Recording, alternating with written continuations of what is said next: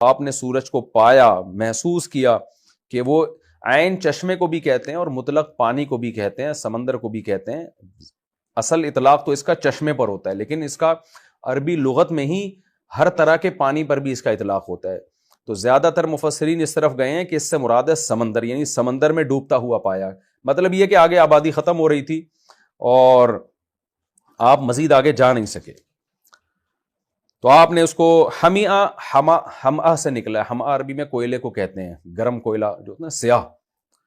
تو ہمیآ سیاہی والا، یعنی سیاہی والا پانی. تو اس سیاہی والے پانی سے بلیک کلر بھی مراد ہو سکتا ہے. یہ کیچڑ پہ بھی اس کا اطلاق ہوتا ہے، کیونکہ کیچڑ مٹی کے ساتھ جب ملا ہوا ہوتا ہے نا تو وہ بھی پانی سیاہ نظر آتا ہے. اور اس سے مراد یہ بھی سیاہ کا اطلاق عربی میں جو بھی گہرا کلر ہوگا نا اس کو بھی عربی میں سودا کہا جاتا ہے، اسود کہا جاتا ہے، تو اس پر بھی اطلاق ہو سکتا ہے. خلاصہ یہ نکلے گا کہ جب وہ پانی میں سورج ڈوب رہا تھا تو وہ پانی کا رنگ گہرا تھا. اب اس کی بہت ساری تفسیریں کی گئی ہیں کہ کیا مراد ہے اس سے، واللہ عالم. یہ تو جب کوئی مغربی علاقوں میں جائے، وہاں کھڑے ہو کر ریسرچ کرے اور وہاں ڈوبتا ہوا دیکھے تو پتہ چلے گا. بہرحال انسان کو ایسا ہی لگتا ہے جب وہ سمندر کے کنارے کھڑا ہوتا ہے تو وہ پانی سمندر میں ڈوب رہا ہوتا ہے. اب دیکھیں یہاں بعض لوگوں نے قرآن پہ اعتراض کیا ہے کہ سورج تو پانی میں نہیں ڈوبتا، سورج تو گول ہی گھومتا رہتا ہے. تو قرآن نے یہ نہیں کہا کہ سورج پانی میں ڈوب رہا تھا، بلکہ قرآن نے کیا وجدہا، ذوالقرنین نے پایا ایسا، ذوالقرنین کو ایسا لگا کہ پانی میں ڈوب رہا ہے.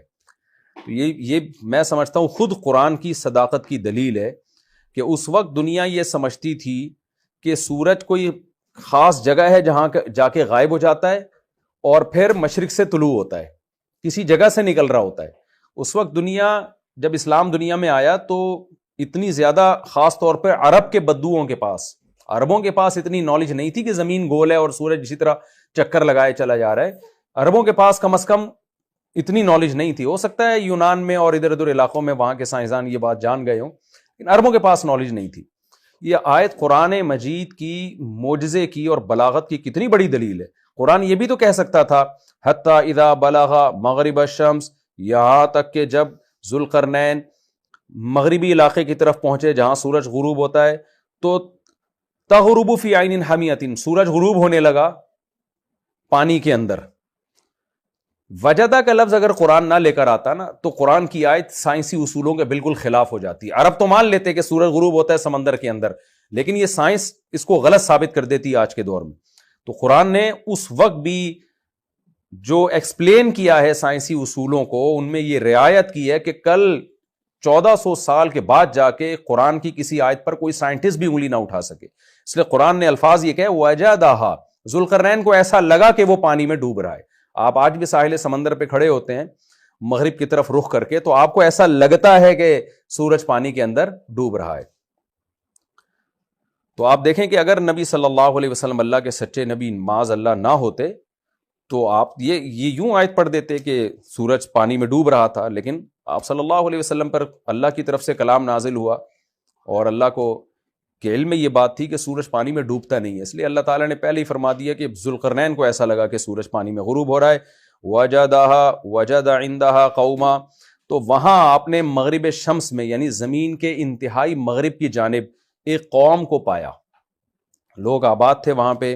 قلنا یا ذا القرنین اما ان تعذبا، جب ذوالقرنین نے وہ علاقہ فتح کیا ہے تو اللہ تعالیٰ کہتے ہیں ہم نے ذوالقرنین کو وحی کی. اب اگر ذوالقرنین اللہ کے ولی تھے تو یہ آپ کے دل میں الہام ہوا، اور اگر اللہ کے پیغمبر تھے تو پراپر وحی آئی آپ کے اوپر. وہ کیا وحی تھی؟ ہم نے ذوالقرنین سے کہا، یا بعض علماء نے یہ بھی کہا ہے کہ اس وقت کے پیغمبر کو حکم ہی یہی تھا کہ اپنے امتیوں کو بتا دیں کہ اس طرح سے جہاد ہوگا کہ آپ جب کسی علاقے کو پکڑیں گے تو آپ کے پاس یہ آپشن ہوگا کہ چاہے ان کو قتل کر دیں چاہے ان کو چھوڑ دیں. تو قلنا یا ذا القرنین کا مطلب قلنا بذریعتی نبی ہی، ہم نے نبی کے ذریعے ذوالقرنین کو کہا. اس وقت کے جو بھی نبی تھے ان کی تعلیمات ہی یہی تھیں. جیسے آج ہم کسی سے کہتے ہیں نا کہ بھائی اللہ تم سے کہہ رہا ہے کہ 5 ٹائم نمازیں پڑھو، تو وہ کہہ سکتا ہے اللہ مجھ سے تو نہیں کہہ رہا. تو ہم کہیں گے اللہ پیغمبر کے ذریعے آپ سے کہہ رہا ہے، پیغمبر کی احادیث آپ کے پاس موجود ہیں. تو حضرت ذوالقرنین کو یا تو اللہ نے ڈائریکٹ وحی کی یا الہام کیا یا وقت کے پیغمبر کی تعلیمات حضرت ذوالقرنین کے پاس پہنچی تھیں. وہ تعلیمات یہی تھی کہ جو قوم آپ نے پکڑی ہے، جو گرفتار ہوئے ہیں جنگ کے ذریعے، جو علاقہ فتح ہوا ہے، ان کے ساتھ ان دو میں سے ایک معاملہ آپ کریں. وہ معاملہ کیا ہے؟ اما ان تعذبا اے ذوالقرنین، یا تو ان کو عذاب دے، و اما ان تتخذ فیہم حسنا، یا آپ کے پاس یہ بھی آپشن ہے کہ آپ ان میں کے ساتھ اچھا سلوک کریں، ان کو چھوڑ دیں آپ. تو آپ کے پاس دونوں آپشن ہیں، جو چاہیں آپ کریں. قال اما من ظلم فسوف نعذبہ، حضرت ذوالقرنین نے فرمایا جو ان میں ظالم ہوگا ہم اس کو سزا دیں گے. ثم یرد الی ربہ، پھر وہ لوٹایا جائے گا اپنے رب کی طرف آخرت میں. فیعذبہ عذابا نکرا، تو اللہ تعالیٰ بھی اس کو بہت سخت عذاب دے گا آخرت کے دن. وَأَمَّا مَنْ آمَنَ وَعَمِلَ صَالِحًا، اور ان میں جو ایمان لے آیا اور نیک اعمال کیے، فَلَهُ جَزَاءً الْحُسْنَى، اس کے لیے اچھا بدلہ ہے.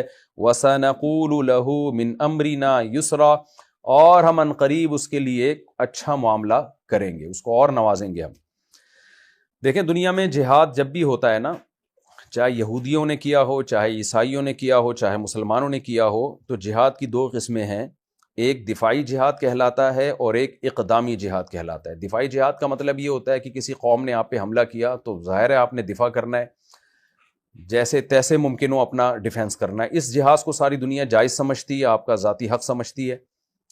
ایک جہاد وہ ہوتا ہے جو اقدام کرنا. اقدام کا مطلب یہ ہوتا ہے کہ اللہ تعالیٰ نے پیغمبروں کو دنیا میں بھیجا، نوح علیہ السلام کو، صالح علیہ السلام کو. ان پیغمبروں کو حکم یہ تھا کہ آپ نے صرف دعوت دینی ہے، آپ نے تلوار نہیں اٹھانی، اس دعوت کے پیچھے تلوار نہیں ہے. تو جو ایمان لے آئے، نہیں لے کر آئے، اللہ اس کو خود نمٹے گا قیامت کے دن. جیسے نوح علیہ السلام 950 سال دعوت دیتے رہے، 40-50 لوگ ایمان لے کر آئے، باقیوں کو اللہ نے تباہ کر دیا. صالح علیہ السلام دعوت دیتے رہے، شعیب علیہ السلام دعوت دیتے رہے، اور ہود علیہ السلام دعوت دیتے رہے، ابراہیم علیہ السلام دعوت دیتے رہے، لوط علیہ السلام دعوت دیتے رہے. ان تمام پیغمبروں کی دعوت کے پیچھے تلوار نہیں تھی. حضرت موسیٰ علیہ السلام بھی دعوت دیتے رہے، اس کے پیچھے بھی تلوار نہیں تھی. لیکن جب فرعون تباہ برباد ہو گیا، غرق ہو گیا،